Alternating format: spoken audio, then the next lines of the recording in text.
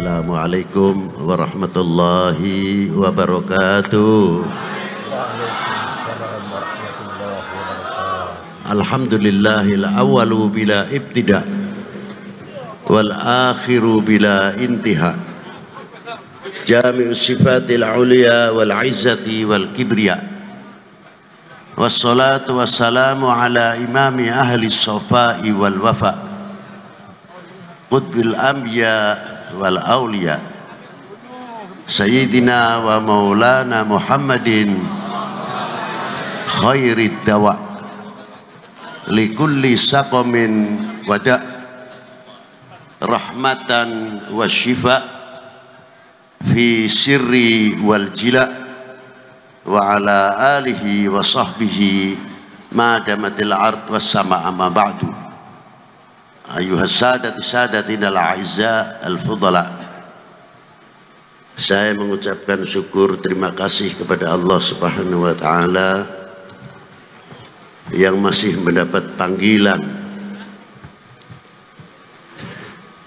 dengan pelantara haflah maulid Nabi sallallahu alaihi wasallam, satu kehormatan untuk umatnya mau menghadiri bita'zim kepada Nabi besar Sayyidina Muhammad sallallahu alaihi wasallam.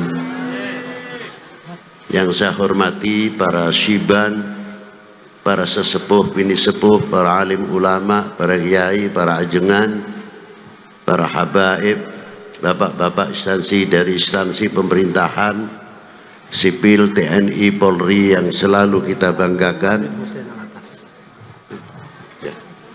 Dan saya hormati Habibana Alwi bin Husain Al-Attas.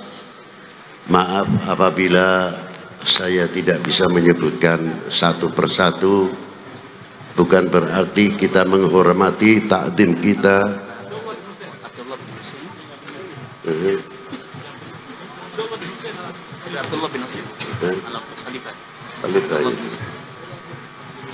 Ya. Tidak berarti mengurangi hormat takdim kita kepada para beliau, dan tidak terlepas kepada pengganti atau penerus. Dengan kata lain, khalifah adalah Abdullah bin Husain Al-Attas Al-Alawi Ba'alawi Al-Alawi. Dan yang saya hormati hadirin wal hadirat rahimakumullah, majelis ini adalah majelis syukur, majelis yang melahirkan ungkapan-ungkapan rasa terima kasih yang tiada terhingga kepada baginda Nabi sallallahu alaihi wasallam. Man lam yashkurin nas lam yashkurillah. Barang siapa tidak mengerti terima kasih kepada manusia, sama halnya tidak mengerti terima kasih kepada Allah Subhanahu wa ta'ala. Bagaimana tidak? Seandainya kita dalam haflah maulidin Nabi bisa potong kambing lebih dari 5.000, ayam 5.000, sapi kerbau 5.000 untuk haflah maulid Nabi, jangan dikira itu sudah bangga. Lah, belum apa-apa. Apa sebab? Karena ada yang lebih dari segala-galanya adalah nikmatul imani wal Islam. Laula Sayyidina Muhammad sallallahu alaihi wasallam, kita itu mengerti apa? Di sini letaknya hormatil maulid Nabi sallallahu alaihi wasallam. Karena Rasulullah tidak perlu diagungkan, bukan berlebihan. Allah Ta'ala sudah memberikan kelebihan-kelebihan yang luar biasa, tidak ada tandingan. Kita yang butuh sama maulid, kita yang dahaga sama maulid Nabi sallallahu alaihi wasallam. Sering saya ulang-ulang sabdanya Allah Subhanahu wa ta'ala, qul in kuntum tuhibbunallah fattabi'uni yuhibbukumullah. Katakanlah kekasihku, kepada umatmu bila kalian benar cinta kepada aku, yakni Allah Subhanahu wa taala. Masya Allah, Masya Allah. Rasulullah mendapat mandat resmi dari Allah taala dengan kalimatul mufrad, bukan kalimatul jama'. Fattabi'uni, ikutilah jejakku, ikutilah aku, yuhibbukumullah, kamu kalian akan dicintai kepada Allah Subhanahu wa taala oleh Allah taala. Sahabat bertanya, mata aku mu'minan sadikan ya Rasulullah, sejauh mana kita dikategorikan orang yang beriman? Dijawab oleh Rasulullah, idza ahbabtallah, selagi kamu mempunyai nuktah yang mencintai kepada Allah Subhanahu wa taala.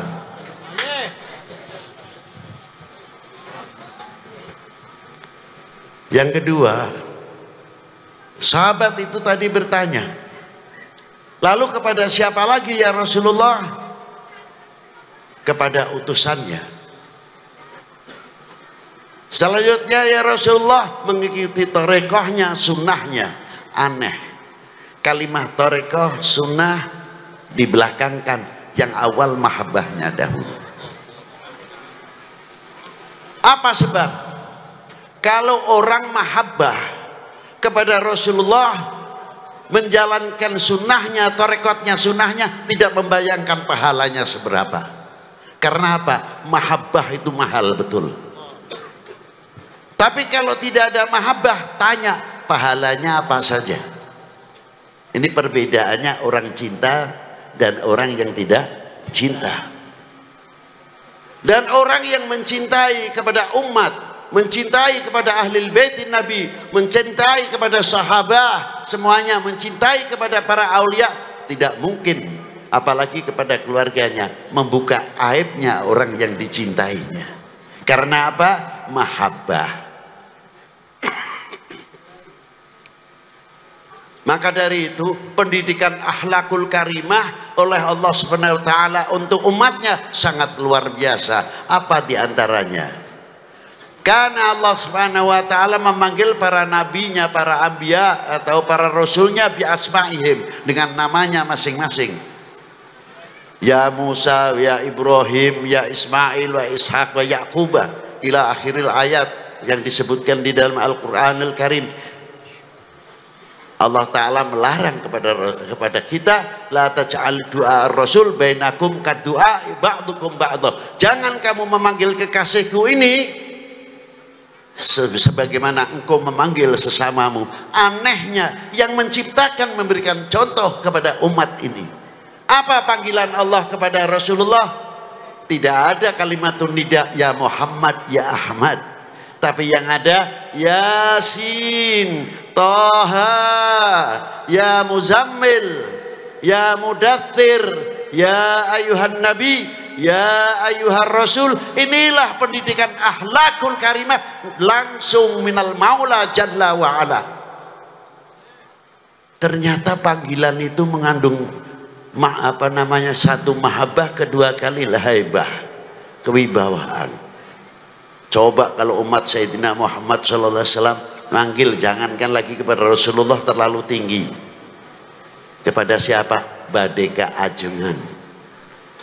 Ajengan saha, ajengan fulan, mugi-mugi panjang umurna, panjang siswana. Badai angkat kamarana, ajengan fulan, disebutkan kiainya, ajengannya, bukan namanya belaka. Menambah wibawa yang memanggil. Begitu pula kita seumpamanya kepada ustadz yang mengajarkan anak-anak kita, orang yang tua padahal umurnya jauh lebih daripada ustadznya, memanggilnya apa? Ya ustadz, ya ustadz bang. Bab anaknya akan melihat bapaknya apa? Bapak saya saja umurnya jauh lebih tua, hormatnya kepada saya punya guru luar biasa, akan dicontoh oleh anak-anaknya. Begitu pula RT RW apabila lingkupnya menghargai, wibawa pemerintahan setempat dari RT RW akan terangkat. Karena apa? Rakyatnya, masyarakatnya mengerti, menghormati dengan panggilan sesuai jabatannya masing-masing. Itulah hebatnya. Maka dari itu apabila umat ini Semua mengagungkan kepada Rasulullah dengan panggilan-panggilan baginda Nabi Rasulullah sallallahu alaihi wasallam, Sayyidina wa Maulana Muhammadin. Haibatul Islam, haibatul umat Islam luar biasa, tidak akan turun. Mengapa kita haibahnya turun? Kita koreksi dan introspeksi kepada diri kita masing-masing, sejauh mana kita mahabbah kepada baginda Nabi sallallahu alaihi wasallam. Hadits ini diteruskan, di tengah-tengahnya ada kalimah wal yatawaffatun nas fil iman ala qadri tafawutihim fi mahabbati. Kadar bobot iman seseorang adalah tergantung kecintaannya kepada aku.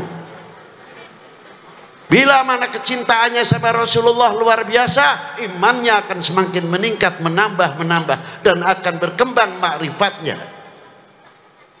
Hadits ini bisa diputar balik oleh siapa? Oleh oknum manusia yang akan menghancurkan umat Islam khususnya dan umat beragama pada umumnya. Apa diantaranya ditafsirkan? Oh, kalau begitu, kalau menghancurkan umat Islam, kalau menghancurkan umat beragama, jauhkan kepercayaannya masyarakat, kepercayaannya umat ini kepada nabinya, kepada ulamanya, kepada habaibnya, kepada tokoh-tokoh dunia Islam, supaya jauh. Apabila ini sudah terjadi, maka umat Islam akan mudah dihancurkan. Yang kedua, ditafsirkan bagaimana caranya untuk menghancurkan pemerintah. Bagaimana cara menghancurkan tidak percaya kepada TNI Polri-nya? Orbit terus, kesalahan yang kecil diorbitkan supaya kepercayaan masyarakat ini jauh, diangkat yang oknum-oknumnya, supaya kita semakin jauh kepercayaannya kepada TNI Polri-nya dan pemerintah. Apabila masyarakat ini sudah kena hoax, karena di Indonesia ada dua ketahanan yang kuat. Yang pertama, pertahanan yang kuat adalah TNI Polri, ekonomi, pertanian, pendidikan. Itu diantaranya pertahanan nasional. Yang kedua, pertahanan semesta adalah rakyat. Bagaimana cara menghancurkan? Bikin hoax, buka aib-aib, kesalahan-kesalahan kalau tahu ada, sekecil apapun. Biar habaib dengan habaib tarung. Habaib tidak percaya dengan warga Nahdlatul Ulama atau Nahdlatul Ulamanya, biar Nahdlatul Ulama tidak suka kepada Ahlul Bait, antar kiai dengan kiai. 8 tahun yang lalu sudah pernah saya ingatkan. Apa yang terjadi? Arahnya kemana? Arahnya supaya Indonesia chaos, supaya kita tidak percaya, sehingga kita sesama kita tarung baku hantam, sehingga Indonesia tidak bisa akan maju. Selalu begitu yang diharapkan, sehingga Indonesia pecah-pecah. Wahai bangsaku yang kubanggakan, relakah negerimu terpecah belah? Jawab yang keras. Wahai bangsaku yang kubanggakan, relakah negerimu terpecah belah? Relakah para habaib dipecah belah? Relakah para ulama dipecah belah? Relakah negeri ini dipecah belah? Relakah TNI Polri dengan masyarakat dipecah belah? Itu ya yang paling istimewa. Berarti benteng-benteng Indonesia ada di pundak kalian, tanggung jawab ke depan. Jangan bikin malu para ulama-ulama mutakaddimin yang ikut andil besar menegakkan merah putih kembali dan dakwatul Islam yang luar biasa. Di zaman Wali IX sebelumnya berhadapan dengan Portugis, di zaman Sultan Agung berhadapan dengan VOC, dan sampai ke Diponegoro Kiai Mojo kita pernah andil opo, pernah andil naon nanti teh. Hari merah putih mah tinggal nang tungwae. Tapi sing abdi lah mau ditanyakan pernah andil naon, manggil bambu runcing pernah can. Ah can cina, ngiring mah pernah di mana? Karnaval cina. Pakai bambu runcing, kaosnya pas can berem-berem gitu, sampai ketinggal darah gitu. Yo cek aing cina mah gitu. Maaf bahasa Inggris sebentar. Itulah diantaranya. Karena apa? negara kita, bangsa kita, umat Islam khususnya di Indonesia mempunyai amanah yang luar biasa dari Allah Subhanahu wa taala. Apa amanah tersebut? Tanah air ini pemberian Allah untuk bangsa Indonesia. Siapa lagi kalau bukan kita yang menjaga keutuhannya? Betul? Sehelai rumput yang kering, sebutir pasir Indonesia, kehormatan taruhannya. Betul? Assalamualaikum warahmatullahi wabarakatuh.